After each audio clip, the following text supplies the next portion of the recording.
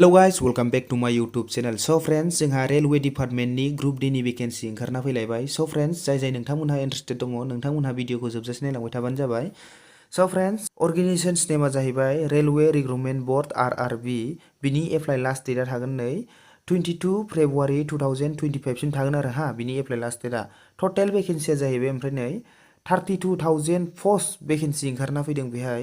नेम of पस्टआ नै group D नि post जागोन बियो. एप्लाइ मडआ बिनिया अनलाइन खालामनांगोन. केटेगरिया जाहैबाय नै सेन्ट्रेल गभर्नमेन्ट जब ओमफ्राय जब लकेसन अल इन्डिया जागोन आरो हा बिनिया. ओमफ्राय अफिसियेल वेबसाइटआ बिनिया नैबेनो, नोंथांमोनहा चेकआउट खालामनो हागोन. दानिया नेक्स्टआव दं जोंना नैहाय नै पस्ट वाइज वेकेन्सि डिटेल्स बेहाय होनानै दोनखादों. नैहाय दङ जोंना पइन्टमेन्ट बियाव दङ जोंना नैहाय 5,058 पस्ट दं आरो एसिस्टेन्ट ट्रेक मेकानिकआव दङ जोंना बेहाय नै 799 पस्ट दङ. एसिस्टेन्ट ब्रिजआव दङ नै 301 पस्ट दङ. ट्रेक मेन्टेनार ग्रेड 4आव दङ नै 13,187 पस्ट दं आरो. एसिस्टेन्ट POAआव दङ 257 पस्ट ओमफ्राय एसिस्टेन्ट CNW आव दङ 2,587 पस्ट दं आरो जोंहा नैहाय.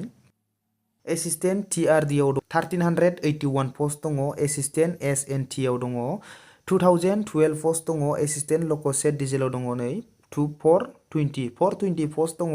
एसिस्टेन्ट लक'सेट इलेक्ट्रिकेलाव दङ 950 पस्ट दङ. एसिस्टेन्ट अपारेसन इलेक्ट्रिकेलाव दङ 744 पस्ट. एसिस्टेन्ट TLNSC आव दङ 1,041 पस्ट दङ आरो एसिस्टेन्ट TLNSC वर्कशपआव दङ 624 पस्ट दङ. एसिस्टेन्ट वर्कशपआव दङ 3,077 पस्ट दं आरो. दानिया नेक्स्टआव दं जोंना एलिजिबिलिटि क्राइटेरिया. स' फ्रेन्ड्स, बेहाय एप्लाइ खालामनो थाखायबा 18 निफ्राय 33 इयार्ससिमा एप्लाइ खालामनो हागोन जेनेरेल केन्डिडेटआ. ओमफ्राय जोंनि SC ST OBC फोरनि थाखाय बेहाय रिजार्भ एस रिजेक्सन दङ.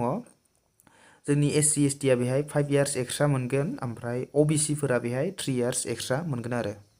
दानिया नेक्स्टआव जोंना एडुकेसन क्वालिफिकेसन. स' फ्रेन्ड्स, बेहाय एप्लाइ खालामनो थाखायबा अबे पस्टआव बेसे फरायनाय जानांगोन बेफोरखौ बेहाय होनानै दोनदों. जोंनिया नै ट्रेक मेन्टेनार ग्रेड 4आव एप्लाइ खालामनो थाखायबा बेहाय 10 पासआनो एप्लाइ खालामनो हागोन. ओमफ्राय हेल्पार एसिस्टेन्टआव एप्लाइ खालामनो थाखायबाबो बेहायबो 10 पासआनो एप्लाइ खालामनो हागोन आरो ना. ओमफ्राय एसिस्टेन्ट वर्कशपआव एप्लाइ खालामनो थाखायबा बेहाय 10 पासआनो एप्लाइ खालामनो हागोन. लोगोसे बेहाय ITI थानांगोन, होमबासो बेहाय एप्लाइ खालामनो हागोन आरो. एसिस्टेन्ट ब्रिजआव एप्लाइ खालामनो थाखायबा बेहाय इन्जिनियारिं खालामनाय जानांगोन, BE बा BTEC खालामनाय जानांगोन आरो. ओमफ्राय एसिस्टेन्ट CNW आव एप्लाइ खालामनो थाखायबा बेहायबो 10 पासआनो एप्लाइ खालामनो हागोन. लोगोसे बेहायबो ITI थानाय जानांगोन. एसिस्टेन्ट डिपट स्ट'राव एप्लाइ खालामनो थाखायबा बेहायबो 10 पासआनो एप्लाइ खालामनो हागोन. एसिस्टेन्ट लक'सेट डिजेलाव एप्लाइ खालामनो थाखायबा 10 पास जानांगोन. लोगोसे बेहायबो ITI बिनाय जादों आरो. एसिस्टेन्ट लक'सेट इलेक्ट्रिकेलाव एप्लाइ खालामनो थाखायबा बेहायबो 10 पास लोगोसे ITI थानाय जानांगोन. एसिस्टेन्ट अपारेशन्स इलेक्ट्रिकेलाव एप्लाइ खालामनो थाखायबा 10 पास खालामनाय जानांगोन. बिनि उनाव बेहाय ITI थानाय जानांगोन आरो.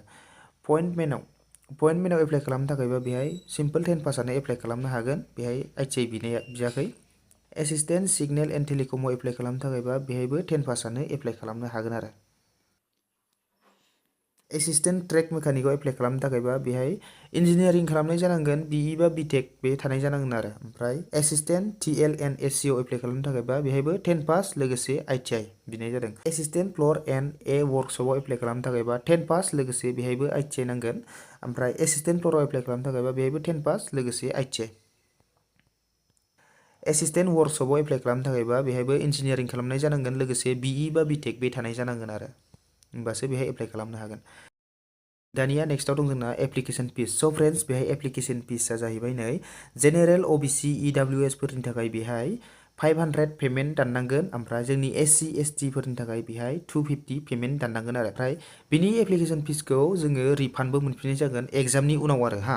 ओमफ्राय बेखायनो जाय नोंथांमोनहा एप्लाइ खालामो एप्लिकेसन फिस दानबाथाय नोंथांमोनहा गाव गावनि एकाउन्टजोंनो दानबानो जाबाय आरो, होनबासो उनाव रिफान्ड मोनफिननाय जागोन. बे एप्लिकेसन फिसखौ debit card, credit card, net banking, UPI बेफोरजों दाननो हागोन आरो. दानिया नेक्स्टआव दं जोंना सिलेक्सन प्रसेस. स' फ्रेन्ड्स, बेहाय सिलेक्सन प्रसेसआ फार्स्टआवनो CBT टेस्ट एग्जाम लानाय जागोन. बिनि उनाव बेहाय क्वालिफाइ जाबाथाय नेक्स्टआव डकुमेन्ट्स भेरिफिकेसन, बिनि उनाव मेडिकेल एग्जामिनेसन्स लानाय जागोन. बिनि उनाव फाइनाल मेरिट लिस्ट आरो.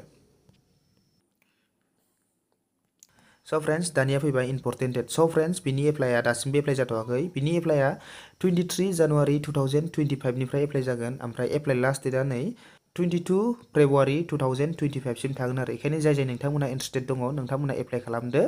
स' फ्रेन्ड्स भिडिअखौ नायनानै मोजां मोनदोंबा लाइक शेयार कमेन्ट खालाम। चेनेलाव गोदान फैदोंबा साबस्क्राइब खालाम। Thank you for watching. Bye bye.